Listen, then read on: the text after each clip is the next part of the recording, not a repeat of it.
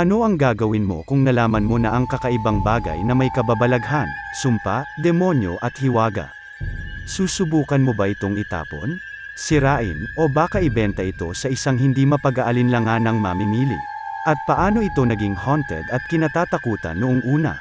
Iyan ang mga katanungan na ating aalamin.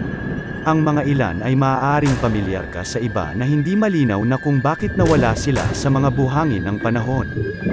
Ito ang inyong lingkod, Absgill Treasure. Halina't ating tunghayan ang mga sumpa ng barya sa loob ng kahon, barya ng demonyo at ang barya ng nawawalang Atlantes.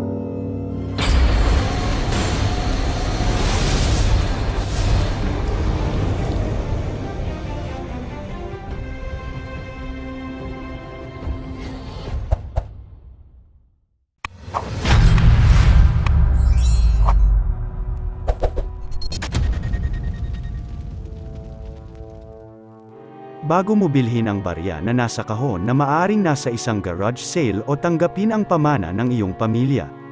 Tingnan ang mga haunted na bagay na ito at magpasya para sa iyong sarili kung naniniwala ka ba.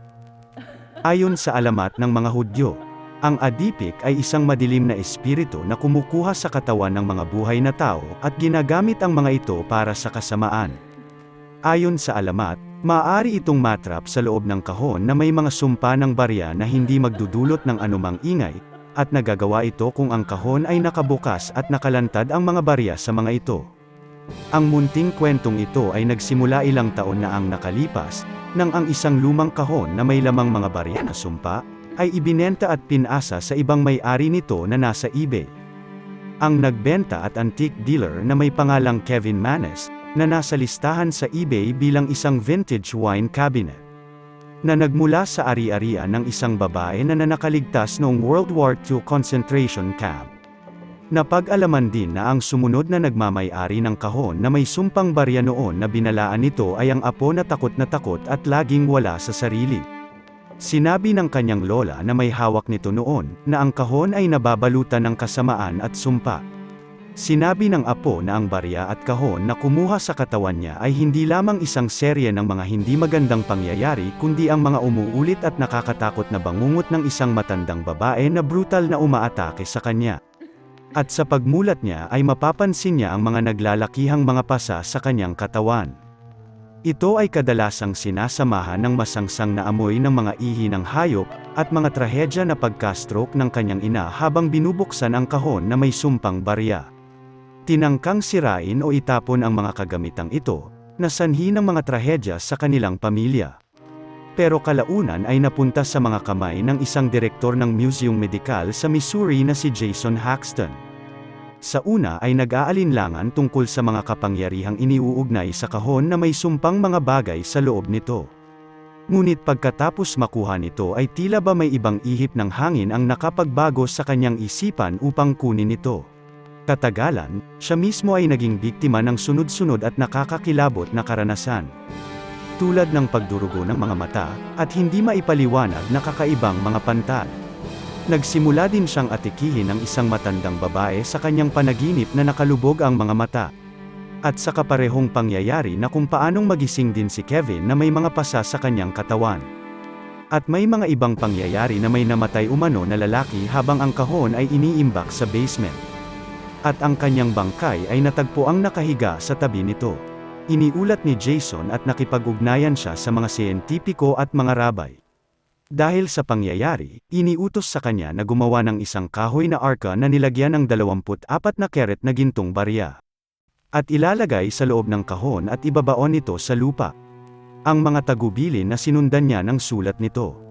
Hanggang sa ginawa nito ng video at isang espesyal na palabas na pinamagatang The Possession, noong 2015 horror film. Kasama ng dating may-ari na si Kevin. Nang buksan ni Kevin ang kahon ang lahat ng mga ilaw, sa gusali ay hindi maipaliwanag na patay Cindy. Ang mga kakaibang tunog na umalingaw-ngaw sa paligid ng silid, hanggang sa nagsimulang magbanggit si Kevin ng kwento tungkol sa isang misteryosong anino na lalaki.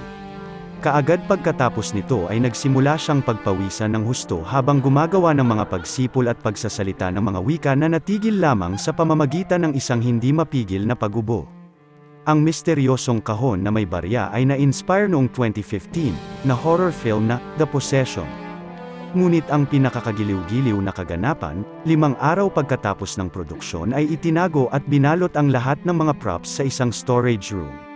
Sa kasamaang palad, sa hindi inaasahang pangyayari ang apartment ay nasunog sa hindi alam ang kadahilanan. Hindi matukoy ng kagawaran ng bumbero ang sanhi ng sunog at nananatili pa rin itong misteryo. Ito ba ay isa pang pagkakataon na nagpapanatili sa kahon na nababalutan ng misteryo? O kahit papaano ay inayos ng kahon ang kaganapang ito.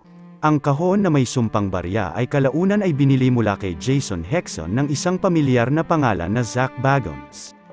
At napagdesisyonan na ilagay ito sa The Haunted Museum. Ang masasamang katangian ng kahon at barya ay nangangahulugan na ang mga bisitang lampas sa edad na 18 na pumirma ng waiver ay pinapayagang makita ito.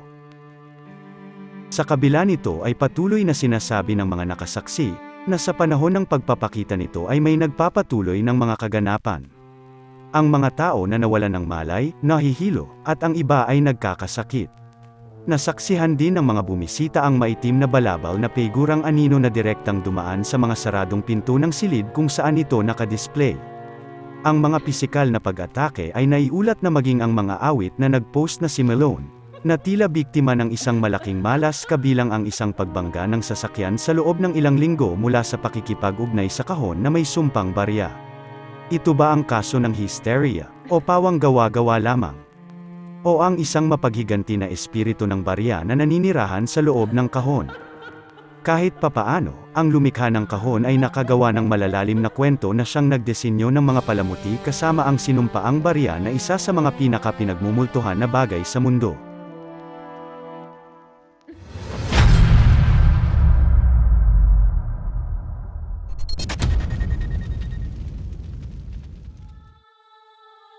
Mukhang naresolbahan na ang misteryo ng nawawalang Atlantes. Pagkatapos may segowa ang pananaliksik, na nagpapahayag ng detalyadong pagsusuri sa barya, na may 2,400 years na tanda, kagaya ng nalalaman nating lahat, ang mistiko na isla ng Atlantes ay ang kauna-unahang inilarawan ni Plato, na isang napakagaling at tanyag na manunulat. Afterwards, there occurred violent earthquakes and floods. And in a single day and night of misfortune, all your warlike men in a body sank into the earth, and the island of Atlantis, in like manner, disappeared in the depths of the sea. Plato. Sinabi niyang, ang Atlantes ay isang bansang walang katulad sa buong mundo, na may malawak at mayamang ekonomiya na may advance na kagamitan. Ang mythical island ay unang inilarawan ng Greek na manunulat sa kanyang mga tekstong Timaeus at Critias, na sinasabing isang antagonist naval power na kumubkob sa ancient Athens. Sa kwento, tinanggihan ng Athens ang pag-atake ng Atlantean. Hindi tulad ng ibang bansa sa kilalang mundo, na sinasabing nagbibigay ng testamento sa kataas-taasan ng sinaunang Greece. Subalit, sa bandang huli, ang hindi inaasahang pangyayari at sanhi ng isang malaking sakuna, ang Atlantes ay biglang naglaho at lumubog sa pinakailalim ng karagatan ng Atlantiko. At ang lahat ng bakas nito ay hindi pa natatagpuan. Ayon sa isang mananaliksik na si Christos Jones, pinaniniwalaan niya na ang barya na natagpuan dekada na ang nakakaraan, ay maaring humahawak ng sekreto ng totoong lugar na kinaroroonan ng Atlantes. Ang barya na iyon ay nadiskubre ni Mark McMenamin, na isang professor ng geology. Ito ay binuong nagawa, sa bayan ng sinaunang Carthaginian, noong taong 350 BC na ang isang panig nito, ay may nakalarawang nakaukit na mapa ng daigdig. At ang mapang iyon ay siyang nagsasabi ng palatandaan ng posibleng kinaroroonan ng Atlantes. Sa gitna ng mapa ay may geographic ng Mediterranean at mukhang mayroong nakaumbok na masa ng lupa sa kabilang harapan nito, na kung titingnan mula sa forma nito ng geological, ito yung kilala sa tawag na Pillars of Hercules. Ito mismo yung lugar kung saan inilarawan ni Plato ang lugar ng Atlantes. Idagdag pa dyan na ang barya na iyon ay nabuo na tinatansyang sa panahon si Plato ay nabubuhay pa. Ang iminumungkahi dito, ay ang mga tao noong panahong iyon, ay alam na alam ang tungkol sa Atlantes, bago pa man ito lumubog. Na ito'y isang pangkaraniwang at malawakang kaalaman. Hindi pa rin matagpuan ng mga arkeologo ang kahit anong bakas nito sa karagatan ng Mediterranean. Subalit, ang pagkakaroon ng bakas nito sa barya, ay ang siyang nagpapahiwatig na ito ay naroroon. Maaring ang sanhi ng sobrang lakas na lindol ay siyang sumira ng labis sa Atlantes. Na kahit na tinitingnan na ito ng mga arkeologo sa kanyang pinaka-eksaktong lokasyon, ay hindi pa rin nila makita, maging ang mga sirang bakas na gusali ng sinaunang syudad nito. Ang alamat ay nagtapos sa Atlantes na hindi pabor sa mga Diyos at lumubog sa pinaniniwalaang karagatang Atlantiko. Ngunit, si Christos Jonas, ang may akda ng Atlantis Revealed, ay may alternatibong teorya at ito ay salamat sa isang barya na natuklasan mahigit 20 taon na ang nakakaraan. Naniniwala ang mananaliksik na ang kwento ng Atlantis ay isang alamat ng Greek na ipinasa, tulad ng palasyo ng Knossos at lungsod ng Troy, ngunit iniisip din niya na ang inspirasyon nito ay maaaring kinuha mula sa Amerika.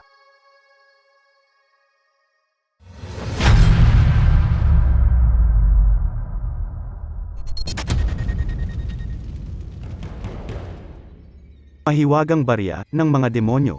Nakagawa ng nakagugulat na pagtuklas ang mga manggagawa sa isang proyekto, sa pagsasaayos sa Bath Abbey sa UK nang alisin nila ang mga upuan sa sinaunang simbahan. Isang pares ng mahiwagang barya, na naglalarawan sa isang dyablo na nasa ilalim ng hilera ng mga upuan. Sa isang panig, ang mga barya ay nagtataglay ng mga teksto na Latin na Civitas Diaboli, na ang ibig sabihin ay, ang lungsod ng mga demonyo. At sa kabilang banda naman, ay ang Danish na teksto na may nakaukit na 13 Mosh Anholt 1973. Nagulat sila sa kakaibang natagpuan dito. Ang mga mananaliksik na nagtratrabaho upang malutas ang kahangahangang kwento sa likod ng Devil Coins.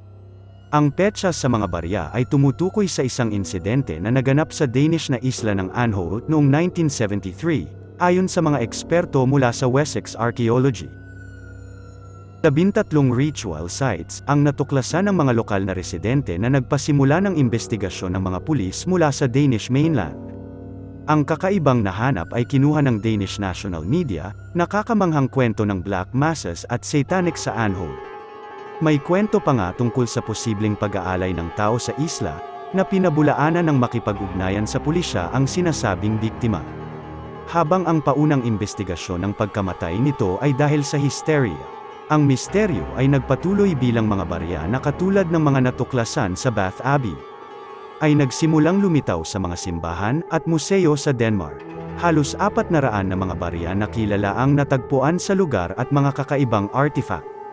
Gayunpaman, may nagsasabi na bahagi pa rin ng isang kwento na di maipaliwanag. Noong 2013, inihayag ng pahayagang Politike ng Denmark na ang kwento ay galing kay Nod Langkau. Pinaliwanag ni Bruce Eaton, na tagapamahala ng proyekto ng Wessex Archaeology sa Bath Abbey, na binibigyang diin na ang mga barya, at ang kahalagahan nito sa anumang bagong natuklasan, upang hikayatin ng publiko, na may antas ng hinala at ang pagtuklas ng mga bagay dito ay nanatiling katanungan pa rin.